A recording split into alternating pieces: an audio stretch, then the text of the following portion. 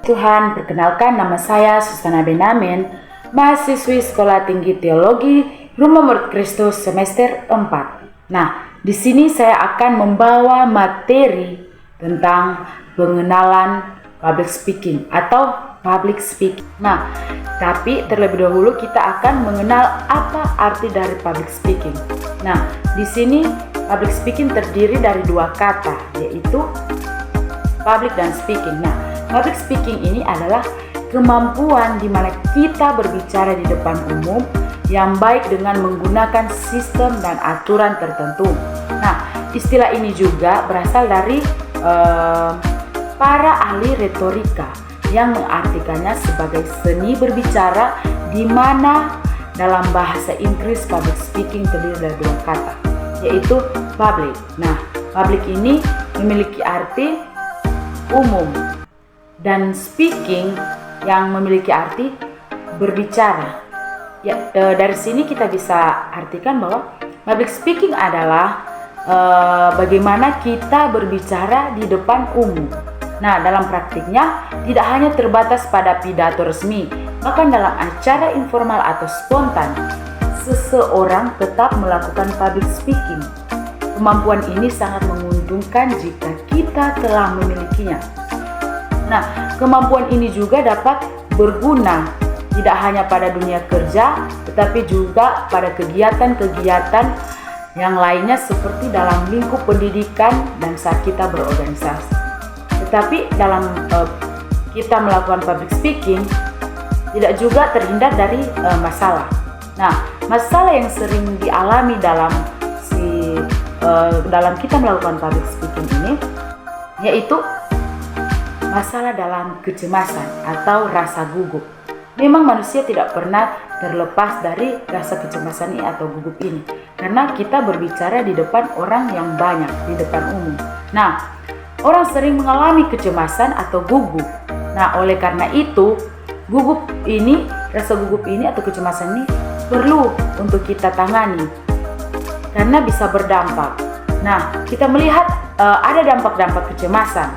Yang pertama yaitu penurunan performa, kemudian kurang terlibat dalam proses pembelajaran, dan yang ketiga kurang optimal saat presentasi. Nah, kemudian penurunan prestasi belajar yang berpeluang untuk tidak naik kelas. Kemudian dalam public speaking ini kita akan mengenal dalam public speaking ini ada manfaat bagi para siswa. Nah, yang pertama meningkatkan rasa percaya diri pada siswa. Kemudian berani menyampaikan gagasan. Dan yang terakhir yaitu meningkatkan kualitas diri. Nah, di sini kita akan mengenal siapa pembicara public speaking yang terbaik di dalam Alkitab. Nah, kita akan melihat salah satu contoh yaitu Yesus. Nah, salah satu kunci pelayanan Yesus dalam melakukan public speaking bisa kita lihat dalam kitab Lukas 2 ayat 4. Nah, di sana kita bisa lihat bahwa Yesus mampu berbicara di depan umum saat berusia 12 tahun. Padahal Yesus pada saat itu masih terbilang orang yang masih muda. Tetapi Yesus sudah sangat luar biasa dalam melakukan public speaking. Kemudian bisa kita lihat dalam Matius 1 ayat 22. Nah, di sana Yesus melakukan public speaking dalam rumah ibadat di Kapernaum.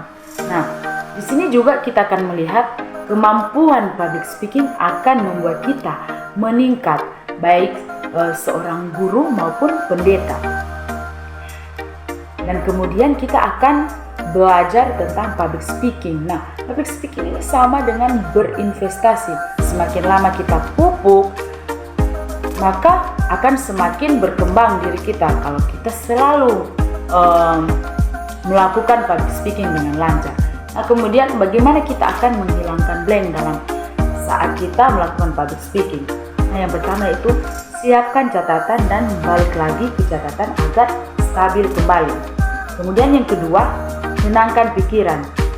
Kita harus menenangkan pikiran kita. Kemudian kita harus mempunyai materi. Nah, di sini kita akan melihat Yang pertama itu ada sarana prasarana, bagaimana kita memaksimalkan sarana prasarana ini. Kemudian yang kedua, ketika kita menggunakan teknologi, kesiapan harus siap, kemudian memiliki waktu. Nah, teknik public speaking ini tidak boleh terlalu lama atau terburu-buru. Nah, komunikasi terdiri dari dua kata, yaitu komunikasi verbal dan komunikasi non-verbal. Nah, di sini kita akan melihat bagaimana kita melakukan public speaking. Nah, hal yang perlu kita perhatikan yang pertama dalam kita melakukan public speaking yaitu senyum. Nah, dalam kita melakukan public speaking, di saat kita senyum, maka di situ para audiens akan tertarik melihat kita dalam kita melakukan audiens. Maka perhatian audiens akan tertuju kepada kita. Nah, kemudian di sini ada where looks are made. Nah, catatan akan membantu Anda dalam kehidupan, sehingga kita harus menyiapkan catatan dalam kita melakukan public speaking. Nah, kemudian di sini kita akan melihat bahwa Tuhan memakai orang-orang yang banyak dalam kita melakukan public speaking. Tetapi Tuhan melihat bagaimana Tuhan akan memakai seseorang itu dengan kemampuan yang lebih. Nah, yang pertama yaitu membangun percaya diri, kemudian meningkatkan apa yang sudah ada. Nah, kita bahas tentang dampak kecemasan di dalam konteks mahasiswa. Nah, dampak kecemasan dalam konteks mahasiswa ini yaitu yang pertama penurunan performa akademis, kemudian yang kedua kurang terlibat dalam proses pembelajaran, kemudian yang ketiga kurang optimal saat kita presentasi, kemudian penurunan prestasi belajar yang berpeluang untuk tidak naik kelas.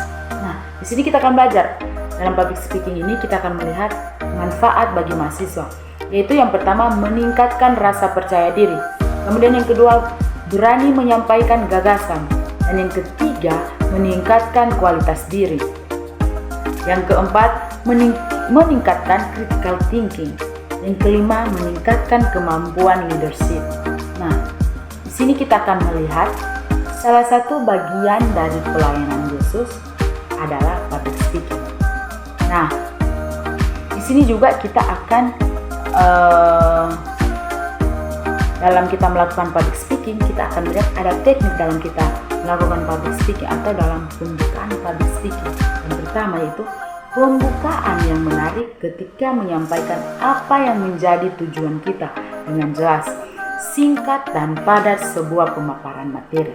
Kemudian yang kedua, cerita sebuah kisah kehidupan dan menyangkut dengan materi yang kita bicarakan.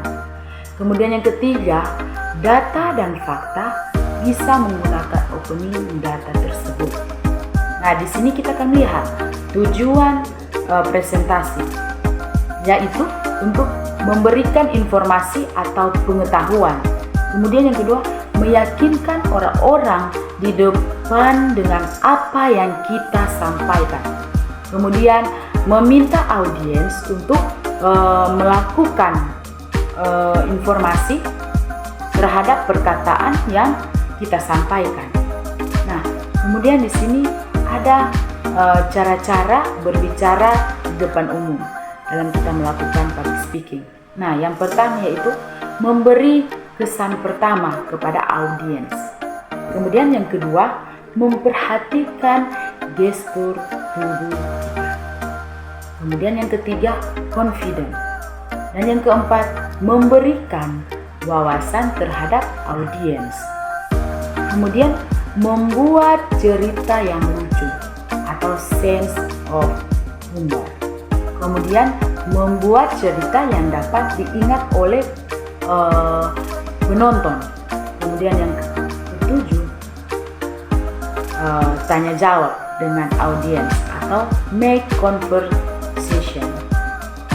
Yang terakhir, memberikan motivasi kepada audiens.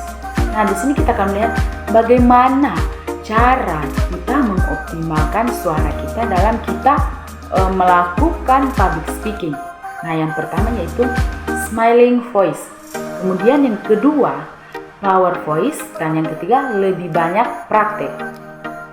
Bagaimana kita menata emosi sebagai public speaker? Sini yang pertama yaitu handle nervous, handle low volume, dan kemudian excited. Nah, di dalam public speaking ini juga ada kesalahan dalam kita melakukan public speaking. Nah, kesalahan ini muncul berupa yang bisa kita lihat dalam public speaking karena kita berbicara di depan umum. Nah, yang pertama yaitu lewat penampilan kita. Nah, dalam penampilan ini terdapat no fashionable, no smile, and no interest. Nah, hal-hal yang perlu diperhatikan dalam kita public speaking yaitu penampilan. Dan kedua, materi. Nah, dalam materi ini kita akan melihat ada 3 poin, yaitu yang pertama boom factor, kemudian poin, kemudian yang terakhir down to earth atau sampai ke audience. Nah, sekian pemaparan yang bisa saya sampaikan kepada audiens tentang materi tentang public speaking. Terima kasih.